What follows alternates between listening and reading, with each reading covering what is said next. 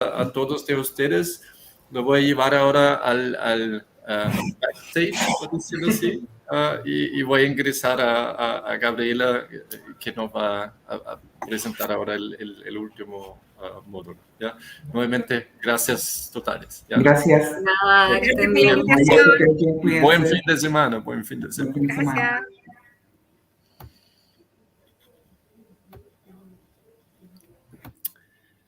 Y perfecto. Y ahora ingresamos a Gabriela. ¿Usted? Sí, hola Gabriela, ¿nos ves? Hola. ¿Nos escuchas? Sí, perfecto. Nosotros también te vemos y te escuchamos perfectamente. Es raro porque como estoy al revés. Sí. Yo cuando quiero apuntar a Oscar, todavía temas así. Gabriela, un tema y voy directamente al grano para que en realidad el plato fuerte eres tú acá, contextualizando, oye, en la crisis, COVID, estallido social, mucha gente, a veces por necesidad, tenían que salir a ganarse la vida, hicieron algún emprendimiento, desde todo tipo de cosas que he escuchado, pan amasado, galletitas, todo el mundo vende algo y de nuevo un dato anecdótico, el otro día fue a dejar una hija mía donde una amiga, la primera vez que podían salir en edificio en Ñuñoa, y en el ascensor del edificio Ñuñoa tenían así, eso típico, así como, ¿cómo se dice? La tabla negra para donde se pone avisos, y había como un código QR, escanea acá para saber los emprendimientos de ese edificio. Un tema bien curioso. Y obviamente me indica que mucha gente que se embarcaron a algún emprendimiento, pues seguro muchos de ellos, entre comillas, murieron sin pena ni gloria, pero pues seguro un porcentaje no menor prosperó. Y de ahí ahora la tarea es, y yo sé que tú en tu función, a lo mejor lo explicas, porque creo que lo podrías hacer mejor que yo, en tu función de la Universidad Católica con la CNC, Cámara Nacional de Comercio.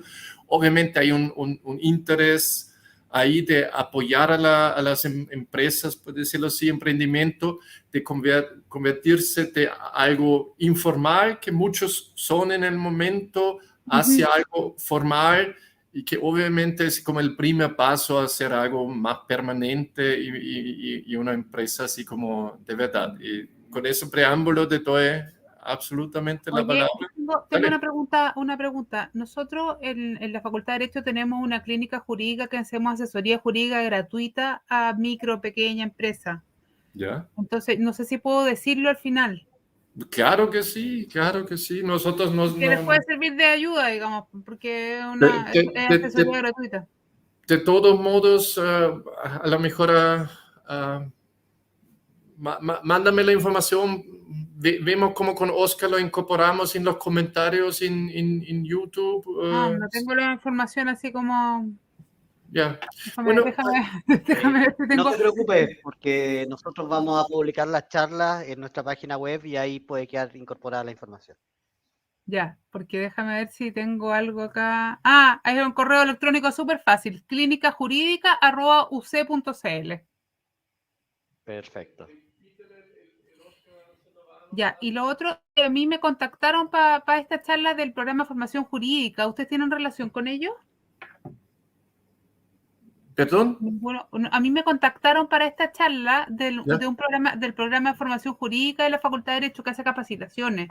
No, el contacto nuestro pasó por la CNC, es decir, como el enfoque en realidad es eso de cómo formalizar un emprendimiento. No, era para saber en el fondo porque yo hago harta charla pyme en realidad, porque esto me lo piden así como, porque estoy a cargo como del grupo pyme en la clínica jurídica, entonces era para saber si podría mencionarlo porque puede servir de ayuda. Oye, feliz, digamos, menciónalo acá, estamos abiertos pero yo creo que la gente que entra acá es porque tiene interés y mientras mejor forma o más formas de apoyo, mejor todavía. Ya. Sí, repite tal vez el mail que tenías antes, porque Clínica jurídica, todo junto, todo con minúscula, @uc de la Universidad Católica.cl. Ya. Y Oscar lo va a poner en el comentario, así le va a llegar a todo el público en el momento. Y no sé si tú tienes una presentación para... Sí, eso se me olvidó mandárselas antes, pero la voy a compartirla, compartir pantalla para no compartir. La voy a hacer con pantalla completa porque la otra vez no me resultó con... Sí. Es la apuesta segura. ¿Por qué no me resulta? Ah, ahí está. Sí, ya lo veo. Lo voy a incorporar ahora. Gabriela, yo entiendo. Voy a cerrar mis otros archivos, mis correos y mis cuestiones, porque de repente me aparecen como estos pop-ups y estas cuestiones así como medias raras que... Los emails, los WhatsApp y todas esas cosas que hay. Sí, porque de repente empiezan a llegar avisos. Sí. Y más lo que desconcentro porque me pone nervioso porque... Ya, ahí sí. Perfecto. Gabriela, solo para ti, tú ya no nos ves, pero nosotros sí te veamos, aunque haga la presentación, ten presente eso. Me retiro yo con Oscar y te dejo la pantalla. ¿Ustedes me avisan cuando parto? Ahora mismo, ¿ya? O sea, termino de decir, hablo y me presento yo, digamos. Sí. ¿Ustedes me van a presentar? Preséntate nomás, Oscar y yo vamos a retirarnos del escenario, te lo dejamos a ti solo y cuando terminas tú reingresamos nuevamente y ver si hay alguna duda o pregunta que podemos aclarar. ¿Ya? Yo termino con un muchas gracias para que les quede claro. Perfecto. Que es la última. ¿Ya? Sí, ya, encantado. ¿Ya? Dale nomás. ¿Ya? Gracias. Hola, buenas tardes. Muchas gracias por estar aquí presente. Sé que han tenido un día intenso con hartas charlas interesantes.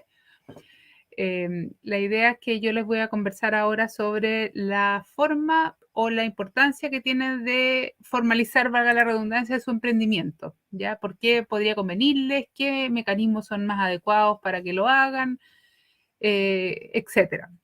¿Cuáles son un poco las obligaciones? Vamos a ir conversando sobre ese tipo de temas. Quiero presentarme, mi nombre es Gabriela Novoa y soy abogado y soy además profesora de la Facultad de Derecho de la Pontificia Universidad Católica de Chile. Soy profesora de un curso especial de clínica jurídica, especialmente enfocado a micro, pequeña y mediana empresa, que se las voy a explicar al final. Y también hago capacitaciones para el programa de formación jurídica de la Facultad de Derecho de la Universidad Católica, principalmente. Entonces, vamos a partir la charla. Voy a tratar de hablar en forma lenta, de manera que me puedan entender, pero la idea es que ustedes puedan hacerme todas las preguntas que les vayan surgiendo o que tengan de antes, ¿ya? Entonces, voy a hablar un rato yo, 20 a 25 minutos, y después va a quedar un espacio abierto para que puedan hacer las preguntas. Vamos a comenzar conversando un poco respecto de por qué puede resultar interesante o por qué yo recomiendo siempre a las personas formalizarse, entrar a la vía formal del comercio, del derecho, etc. Yo les comentaba que yo soy profesora de la clínica jurídica de la Universidad Católica, tengo a mi cargo hace aproximadamente 12 años un curso de clínica jurídica en que asesoramos a microempresas. Entonces tengo micro, pequeña empresa principalmente, unas un poquito más grandes también. Entonces tengo como harta experiencia en el apoyo, digamos, a las empresas que van empezando a formalizarse a la vía jurídica, digamos. Entonces, las principales razones para formalizarse son, en primer lugar, está un poco desordenado, no es que sea una más importante que la otra, pero la posibilidad de crecer. Ya cuando ustedes se formalizan, cuando son una persona jurídica independiente, tienen mayor posibilidad de crecer en el negocio y de incorporar eventualmente socios que le puedan poner capital o abrir otra línea de negocio, etc. Entonces, Eso es mucho más complejo cuando uno no tiene una formalización. Después, quizá, si yo tuviera que elegir el más importante de todo, tal vez me iría por el lado de la responsabilidad. ¿Qué significa esto? Cuando ustedes tienen un negocio que hace mermeladas en la casa y las venden, que tienen ropa, cualquiera sea el negocio, ustedes son responsables desde el punto de vista legal con todos sus bienes, con todo lo que puedan tener, sea harto, sea poco en el fondo. Eso significa que si ustedes tienen una deuda, por ejemplo, o ustedes los demandan porque incumplen un contrato, ustedes van a responder por esa demanda, por ejemplo, con todo lo que ustedes tengan. Les pueden embargar el comedor de su casa, les pueden embargar su propiedad si es que tienen, un vehículo si es que tienen, etc. En cambio, si ustedes se formalizan, ustedes van a tener una persona jurídica independiente, van a tener una sociedad que va a ser la responsable del negocio que ustedes tienen. Eso significa, por ejemplo, si yo tengo una empresa individual de responsabilidad limitada, Gabriela Novoa, EIRL, por ejemplo, ya vamos a hablar de los distintos tipos de personas jurídicas, la responsable del cumplimiento de las obligaciones del negocio o del pago de las deudas del negocio va a ser esa sociedad que va a tener un patrimonio, un capital distinto del que tengo yo como persona natural, ¿ya? Entonces eso es muy importante.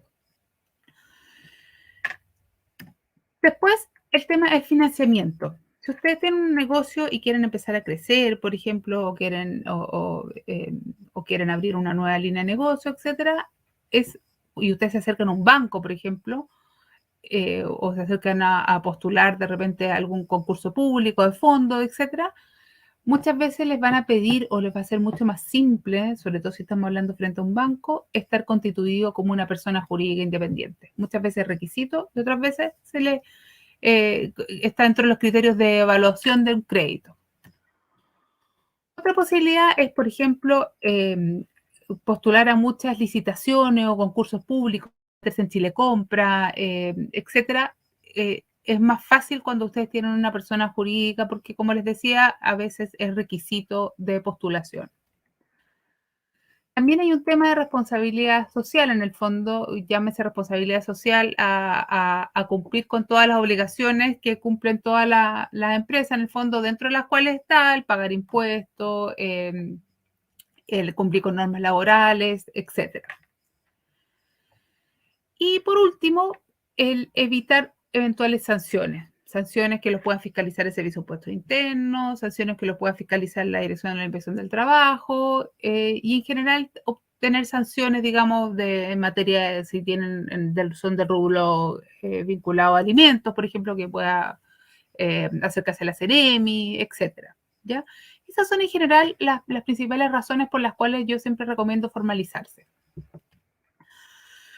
Quiero mencionarles antes de ver como las distintas formas concretas de formalización, un poco referirme al llamado Estatuto PYME, ¿ya? Que probablemente ustedes han escuchado hablar, pero es bien importante para enmarcar en el fondo, sobre todo una serie de beneficios que se los voy a mencionar más adelante. ¿Ya? Las micro y pequeñas y medianas empresas están definidas en este llamado Estatuto PYME como personas jurídicas con fines de lucro y organizadas para el logro de un objetivo, ¿ya? ¿Cómo pueden ser constituidas? De distintas formas que les vamos a ir detallando todas. Los tipos más frecuentes que me ha tocado ver en mi experiencia práctica son las empresas individuales de responsabilidad limitada, las sociedades por acciones, las sociedades de responsabilidad limitada y la microempresa familiar. Hay otros tipos legales, como las sociedades anónimas, por ejemplo, que no las vamos a mencionar porque las vamos a mencionar, pero en realidad no son un tipo jurídico que muy recomendable en términos generales para las micro, pequeñas y medianas empresas, porque son más complejas de administración, vamos a ver que requieren un directorio, requieren junta accionista, etc. ¿Qué entiende la ley o el estatuto PYME respecto de lo que es micro, pequeña o mediana empresa? Hace la ley para dar la definición, distingue dos cosas. Uno es la venta y la otra es para efectos laborales, y que es lo que se entiende por una y otra. Primero, para efectos generales, digamos, no laborales, digamos, incluyendo los laborales que están definidos especialmente en la ley, se entiende por microempresa aquella cuyos ingresos anuales por venta y servicio o por cualquier otra actividad del giro no superen los 2.400 UFs.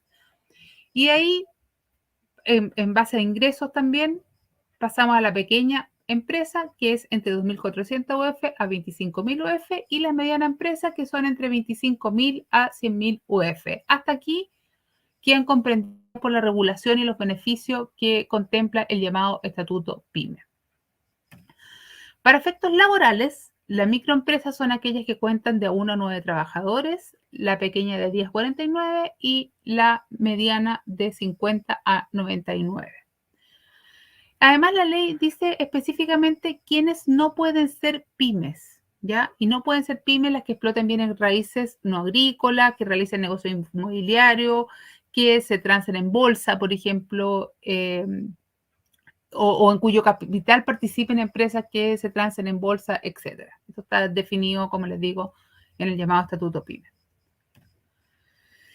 Antes de empezar a hablarles sobre los distintos tipos de sociedades, quiero contextualizarlo un poco cuando hablamos de sociedad, cuando hablamos de personas jurídicas, de qué estamos hablando, ¿ya? Las personas en términos generales pueden ser personas naturales como ustedes, como yo en el fondo, ¿ya? Si yo hago un negocio como una persona natural, tengo responsabilidad con mi patrimonio, como les decía hace un rato. En cambio, si yo hago ese negocio como una persona jurídica, tengo un patrimonio, una entidad independiente que se hace responsable y que asume los derechos y obligaciones de mi negocio, ¿ya? Por otro lado, las personas jurídicas pueden ser personas jurídicas públicas o personas jurídicas privadas. Las personas jurídicas públicas no las vamos a ver porque son el Estado, las empresas del Estado, las municipalidades, las corporaciones municipales, etc. Sí me interesan las personas jurídicas de derecho privado, ¿ya? Y dentro de las personas jurídicas de derecho privado vamos a distinguir dos. Una son las entidades sin fines de lucro o personas jurídicas de derecho privado sin fines de lucro, que son el Hogar de Cristo, las fundaciones en general, las corporaciones o asociaciones, como se llaman ahora. Tampoco nos vamos a referir a esa ahora, sino que nos vamos a referir a las personas jurídicas con fines de lucro, ¿ya? Que son aquellas que en la práctica obtienen utilidades y que reparten esas utilidades entre sus dueños, ¿ya? A diferencia de las sin fines de lucro que también obtienen utilidades, pero las reinvierten, no las reparten en el fondo, ¿ya? Las personas jurídicas privadas con fines de lucro pueden ser a su vez, mucha distinción porque a los abogados nos gustan mucho las distinciones, pueden ser empresas individuales o pueden ser empresas colectivas, ¿ya? Colectivas son las sociedades en que tengo más de un socio. Y las individuales es que tengo un solo socio. Por ejemplo, la empresa individual de responsabilidad limitada, la sociedad por acciones, cuando tiene un solo accionista, ¿ya? Y sociedades son todas las demás. Vamos a ir viéndolas entonces de una. Vamos a partir comentando algo sobre las empresas individuales de responsabilidad limitada, ya que la sigla ustedes la pueden haber visto, ahí eso es EIRL. Estas empresas son personas jurídicas con patrimonio propio, distinto del titular, distinto del dueño, y siempre son comerciales. Cualquiera sea la actividad que se realice, siempre son comerciales.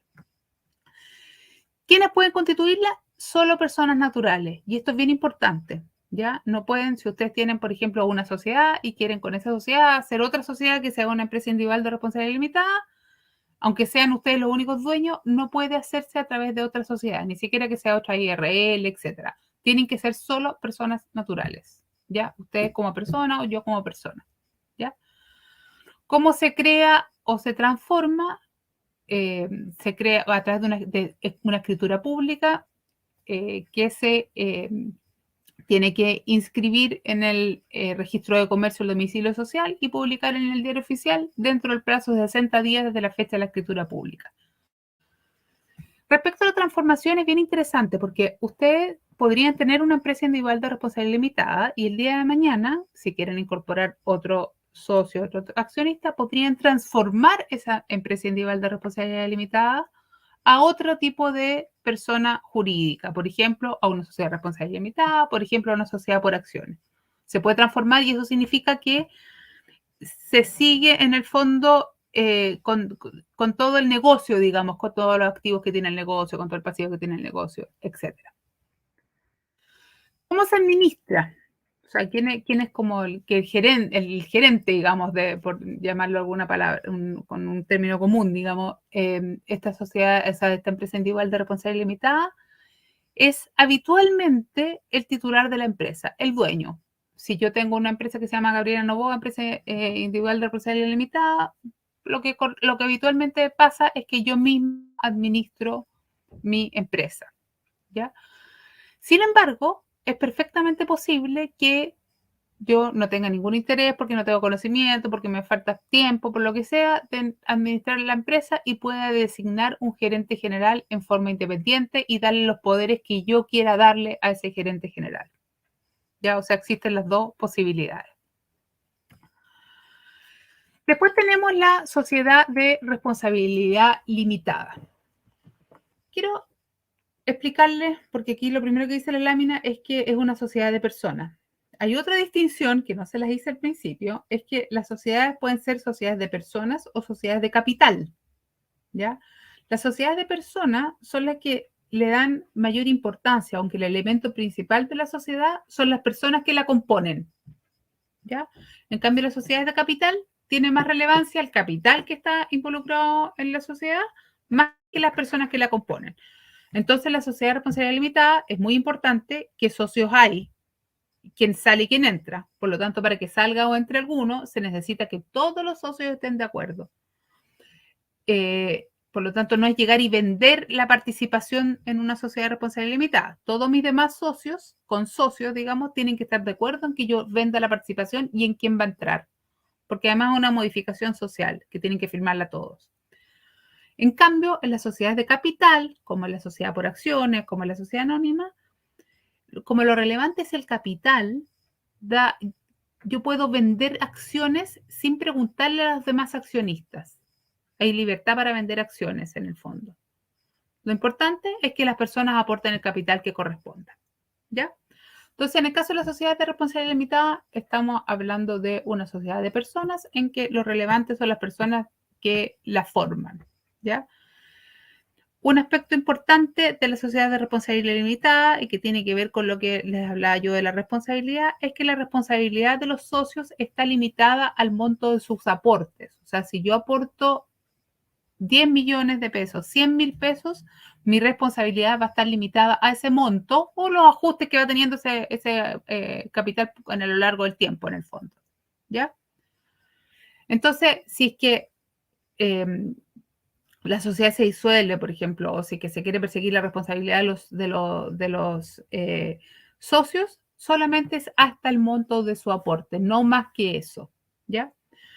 Aquí en materia de responsabilidad quiero hacerles un comentario que es bien importante que lo tengan presente, porque yo les hablo de limitación de responsabilidad en este caso, les hablo de que la sociedad, cuando es una persona jurídica, al ser una persona jurídica independiente de la persona, no involucra el patrimonio de la persona cuando hace un negocio. Sin embargo, si ustedes, por ejemplo, van a un banco y el banco les pide ser aval, ser codeudor solidario, tienen que tener siempre presente que ustedes desde ese momento, desde el momento que aceptan esa condición, están involucrando a las deudas de la empresa también el patrimonio personal. Entonces el banco el día de mañana podría perseguir el pago de sus deudas sobre sus bienes personales también. Solo en ese caso, en el caso que ustedes hayan sido avales o deudores solidarios. ¿Ya? Eso en términos generales, no solo para esta sociedad, eso en términos generales para todo tipo de personas jurídicas independientes. En materia de administración, la sociedad de responsabilidad limitada se administra o sea, los socios administran todos, digamos, pueden administrar todos en conjunto, pueden administrar cada uno separado o pueden designar un mandatario de común acuerdo. ¿Ya? Esto es bastante habitual en la sociedad de responsabilidad limitada, en que los socios, por ejemplo, señalan que van a administrar conjuntamente dos de ellos en forma indistinta, o designan un tercero que administre, o uno de ellos va a administrar. Y aquí me interesa hacerle hincapié en algo respecto de la administración y los poderes que se dan. Cuando uno designa administrador, cualquiera sea la sociedad que ustedes tengan, tienen que tener siempre presente que la sociedad tiene que ser operativa, o sea, tiene que poder funcionar.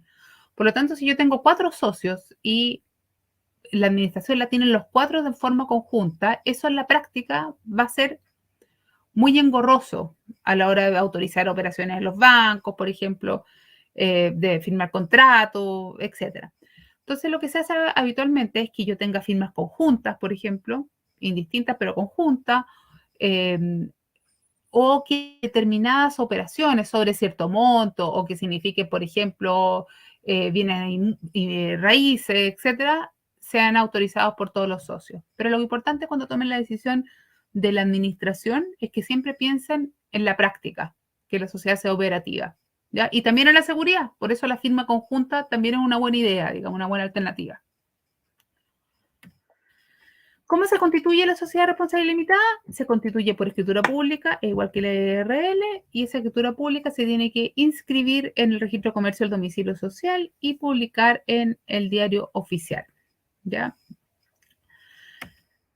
Después tenemos la sociedad anónima. La sociedad anónima está definida en la ley como la persona jurídica formada por la reunión de un fondo común, o sea, hasta aquí estamos hablando de una sociedad de capital, suministrada por accionistas responsables por su respectivo aporte y administrada por un directorio integrada por miembros esencialmente revocables.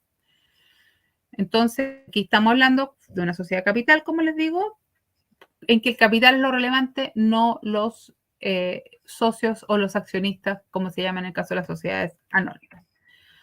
¿Cuáles son las principales características de esta sociedad anónima? Que el capital se divide en acciones, la libre posibilidad de vender acciones, ceder acciones de manera libre, ya sin que pueda haber restricciones, como en el caso de la sociedad de responsabilidad limitada, que para poder vender los derechos necesito el consentimiento de los demás. La administración, en el caso de la sociedad anónima, le corresponde a un directorio, ¿ya? Y aquí esto lo empieza a ser ya más engorroso de manejar como en el día a día que la sociedad de responsabilidad limitada, que la IRL o que la SPA, como vamos a ver. Porque este directorio, integrado por 3 miembros, en el caso de la sociedad anónima cerrada, que sería el caso de ustedes porque no se van a transar en bolsa, al menos en un principio, al menos por 3 directores, que se tiene que reunir periódicamente y de esas reuniones se tiene que levantar actas. Entonces, esto requiere un proceso de administración más complejo. Y además está integrado por ese directorio, pueden ser o no accionistas, ¿ya? Y el directorio es esencialmente revocable, por lo tanto, si no son accionistas, los accionistas pueden pedirle a los directores que renuncien en cualquier momento y se tiene que elegir un nuevo directorio. Otro elemento importante es que la responsabilidad, al igual que en el caso de la sociedad de responsabilidad limitada, la responsabilidad de los socios está limitada al monto de su aporte. O sea, igual que es lo mismo que en la sociedad de responsabilidad limitada. Cuánto aportaron, cuánto capital representa sus acciones, es la responsabilidad que tienen los accionistas de la sociedad anónima. Y al igual que ocurre con el caso de la IRL, son siempre mercantiles, siempre comerciales. ¿Cómo se constituye la sociedad anónima? De la misma forma que se constituye la empresa individual de responsabilidad limitada y la sociedad de responsabilidad limitada. Escritura pública, que se debe inscribir en el registro de comercio del domicilio social y que se debe publicar en el diario oficial dentro del plazo de 60 días desde la fecha de la escritura. Después tenemos la sociedad por acciones. Las sociedades por acciones están definidas como las personas jurídicas creadas por una o más personas o por un acto de constitución de acuerdo a la ley y cuya participación en el capital es representada por acciones, ¿ya? O sea, estas sociedades básicamente son similares a las leyes de las sociedades anónimas, tienen sus reglas propias, su legislación propia, están en el Código de Comercio. Sin embargo, supletoriamente, si es que algo no está regulado en esta ley, se rigen por las leyes, o sea, por la ley de sociedades anónimas, ¿ya? Entonces son bastante similares, teniendo estas sociedades bastante más flexibilidad que las sociedades anónimas. Por lo tanto, es un tipo de persona jurídica muy elegible para micro, pequeño, mediano empresario, ¿ya? Es una sociedad de capital, igual que la sociedad anónima, tiene responsabilidad limitada, igual que la sociedad anónima, y se constituye igual que la sociedad anónima, escritura pública, que se inscribe en el registro de comercio y se publica en el diario oficial. La única diferencia es que aquí el plazo para inscribir y para publicar es de 1 mes, a diferencia de los 60 días que tenían las otras. ¿Cómo se administra? Porque la Constitución ya la mencionamos. Y aquí está algo interesante de este tipo de sociedades. Las sociedades por acciones se pueden administrar por un directorio, igual que la sociedad anónima, o bien se pueden administrar solo por un administrador, ¿ya? Que es el caso típico de las sociedades por acciones constituidas por una sola persona. Y aquí hay otra ventaja que tiene las sociedades por acciones. Al igual que en el caso de las sociedades, o sea, de las empresas individuales de responsabilidad limitada, las sociedades por acciones se pueden constituir con un solo accionista. ¿Cuál es la diferencia? Que en el caso de las sociedades por acciones, los accionistas pueden ser personas jurídicas, o sea, puede ser otra sociedad, y que además permite la incorporación en el futuro de nuevos accionistas. La empresa individual de responsabilidad limitada no admite la incorporación de nuevos socios. Las acciones sí. Entonces, si hoy día tienen ustedes un negocio que es chiquitito, pero tienen la posibilidad de que alguien que ustedes conocen les pueda incorporar capital, por ejemplo, para poder crecer o para abrir una nueva línea de negocio, ustedes pueden, si tienen una sociedad por acciones, no tienen que modificar la sociedad. Simplemente hacen un aumento de capital e incorporan a ese accionista nuevo. O bien le venden una parte de sus acciones e incorporan al accionista nuevo, que es otra gran ventaja de estas sociedades. Después tenemos la llamada microempresa familiar. Quiero hacer especial hincapié que esta no es una persona jurídica distinta, ya es un mecanismo que permite nuestra normativa tributaria, tener una ley especial, digamos, y que viene a solucionar, principalmente les diría yo, la formalización de empresas pequeñas, o sea, microempresas en realidad, como el nombre lo dice, que funcionan en la casa, por ejemplo, y que es imposible formalizarse porque la casa donde funciona no tiene posibilidad de tener patente porque no está el lugar donde está ubicada no tiene no está en el plan comunal, en el fondo, la posibilidad de que haya negocios, sino que solo viviendas, por ejemplo, ¿ya? Entonces, la microempresa familiar es una empresa que pertenece a una o más personas naturales que residen en la misma casa habitación, que puede desarrollar labores profesionales, oficio, industria, artesanía o cualquier otra actividad, ya sea prestación de servicios o de producción de bienes, excluida aquellas que sean peligrosas, contaminantes o molestas. O sea, la única restricción, o sea, vamos a ver otras restricciones, pero una de las restricciones es que no realicen actividades que sean peligrosas, contaminantes o molestas. ¿Quiénes pueden crear esta microempresa familiar? Que se solicita la creación en el fondo en la municipalidad respectiva en que ustedes vivan en el fondo. El microempresario que no ha podido formalizarse, como les decía hace un rato, por limitaciones a las normas de zonificación industrial o comercial, o el microempresario que tiene una empresa en funcionamiento sin estar formalizado, ¿ya? O sea, que no tiene patente municipal, que los pueden clausurar en cualquier momento o no han iniciado actividades, ¿ya? ¿Cuáles son los beneficios? Que les permite acceder a un procedimiento simplificado e integrado de inicio de actividades.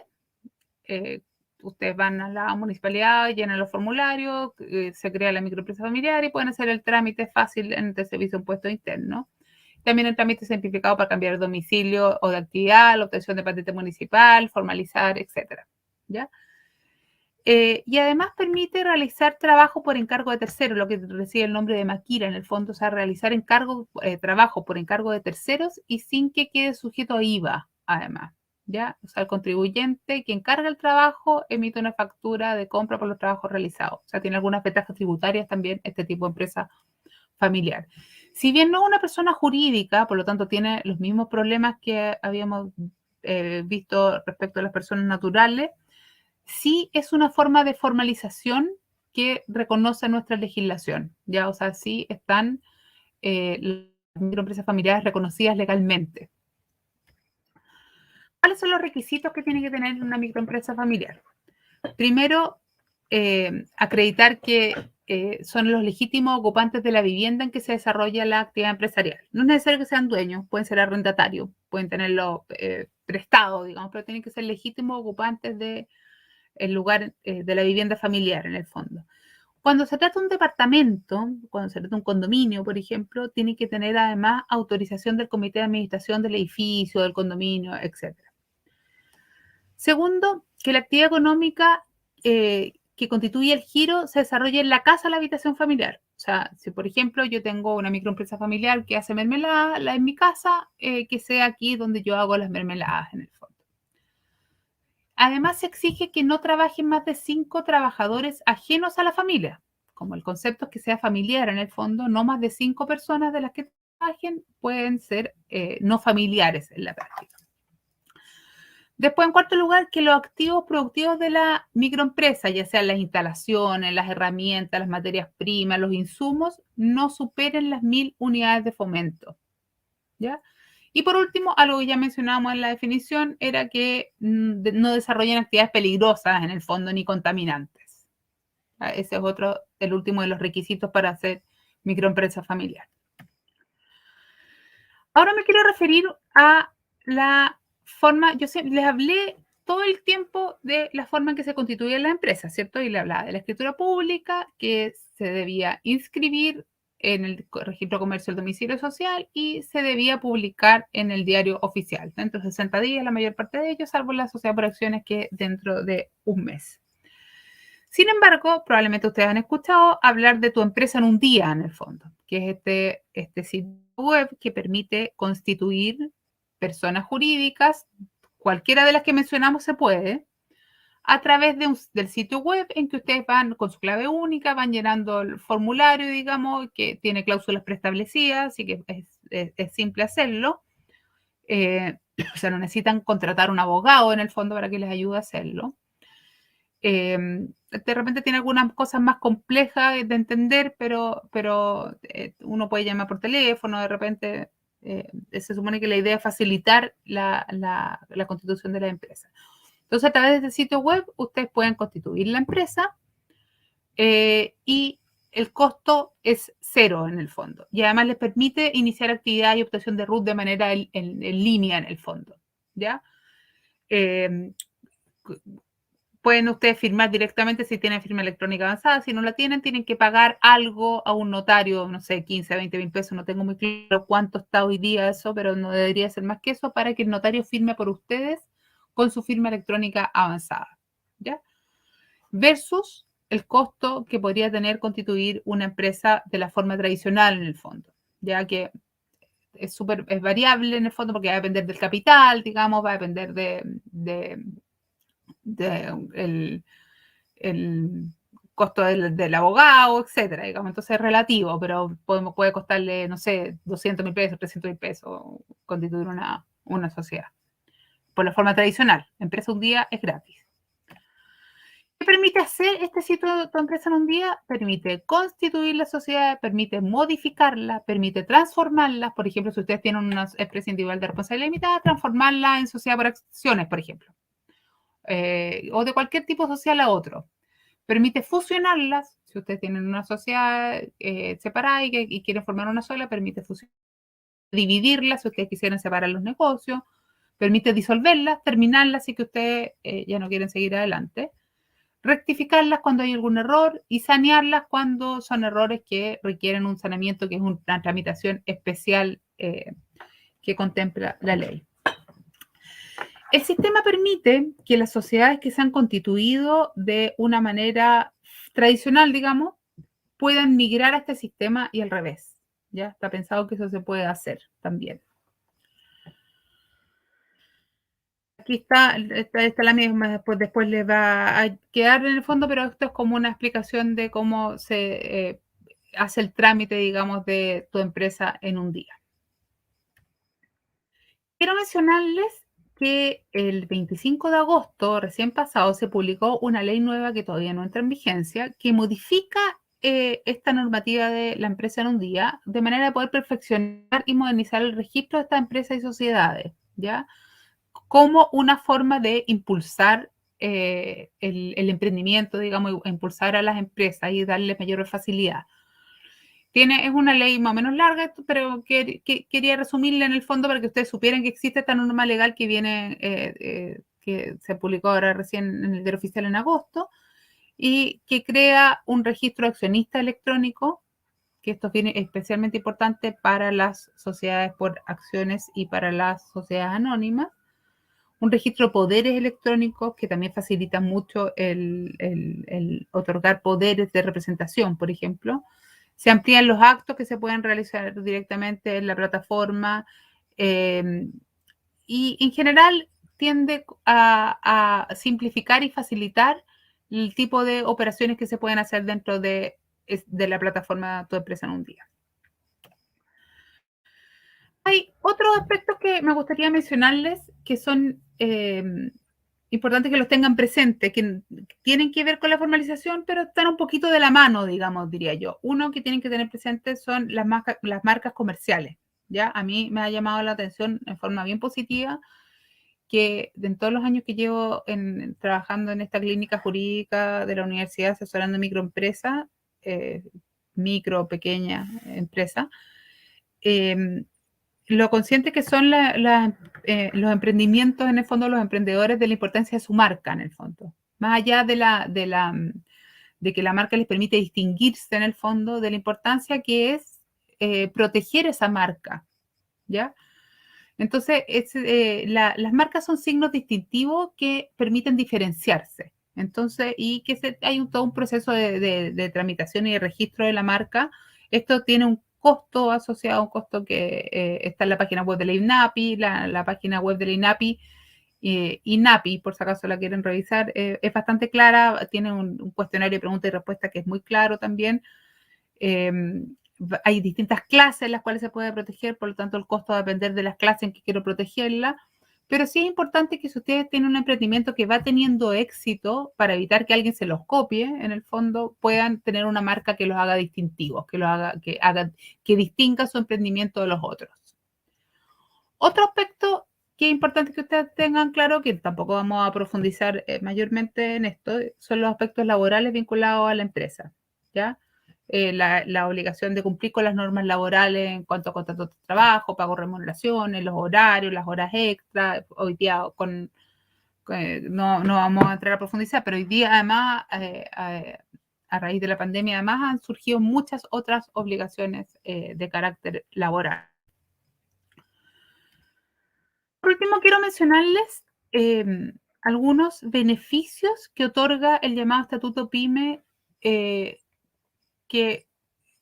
al que nos referimos cuando hablamos de los conceptos de micro, pequeña y mediana empresa. ¿Ya? Beneficios que contempla la propia ley. Se los voy a mencionar muy brevemente.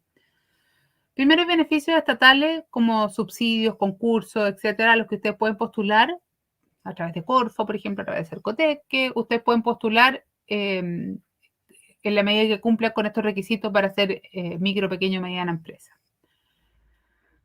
La ley de pago 30 días se las puse, pero sin embargo hoy día la ley de pago 30 días ya está mucho más ampliada. Antes partió solamente con pymes, hoy día ya está más ampliada, así que no es exclusiva.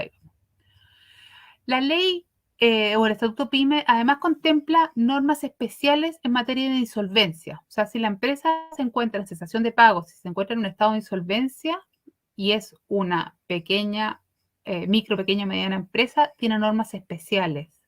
Normas que regulan y que se aplican antes de que entre la regulación para el común de las empresas, en el fondo, para el común de las personas, ¿ya? Entonces, el plazo y normas que van enfocadas, además, a que la empresa logre recuperarse, en el fondo.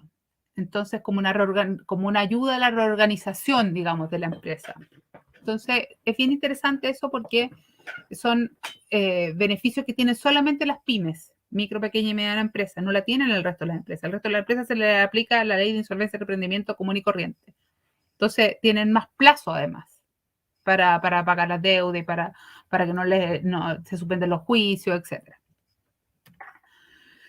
Además, el Estatuto PYME contempla permisos simplificados, permisos más rápidos en materia sanitaria, por ejemplo. Ya permisos municipales más rápidas también para patentes municipales, etcétera, con mecanismos más simplificados. Los sanitarios, como les decía, los puse separados, pero también hay un mecanismo simplificado para obtener permisos sanitarios. También el Estatuto de PYME considera que la micro y pequeña mediana empresa también puede asumir un rol de consumidor. Y eso es bien interesante, porque en general uno mira a la empresa como proveedor de bienes o servicios en el fondo. Sin embargo, la pyme puede ser, de acuerdo a esta ley, considerada consumidor y poder exigir sus derechos como consumidor, digamos. Igual que si fuéramos unas personas naturales en la práctica. Y por último, tiene algunos beneficios laborales que a mí me parecen muy interesantes, porque muchas veces hay incumplimientos laborales de parte de las pymes, no porque no quieran cumplir, sino que a veces por desconocimiento. Entonces, por ejemplo, el Estatuto PYME contempla la posibilidad de que en vez de pagar una multa pueden hacer una capacitación, cosa que es bien interesante. Por último, me interesa mencionarle algunos deberes o obligaciones que deben tener ustedes una vez que estén formalizados en forma mensual o anual. Primero están los laborales y previsionales, ¿ya? Usted, en la periodicidad que hayan acordado, deben pagar las remuneraciones derivadas de los contratos de trabajo, deben pagar las cotizaciones previsionales una vez al mes y deben pagar los seguros que estén asociados, por ejemplo, el seguro de cesantía, por ejemplo, ahora tenemos el seguro COVID, ¿ya? Después tenemos ciertas obligaciones legales de la sociedad, a eso se refiere con sociales. Por ejemplo, si ustedes tienen una sociedad que está administrada por un directorio, tienen que hacer los directorios con la periodicidad que diga el estatuto, ya sea una vez al mes, una vez cada 6 meses, una vez al año, lo que sea, pero con la periodicidad que señala el estatuto. Lo mismo si tienen una sociedad anónima, tienen que hacer la junta de accionistas una vez al año al menos para aprobar el balance, los estados financieros, elegir directorio si corresponde, etcétera. Eso se tiene que hacer en acta, entonces tiene que haber toda una obligación de llevar los registros que correspondan desde el punto de vista legal, digamos.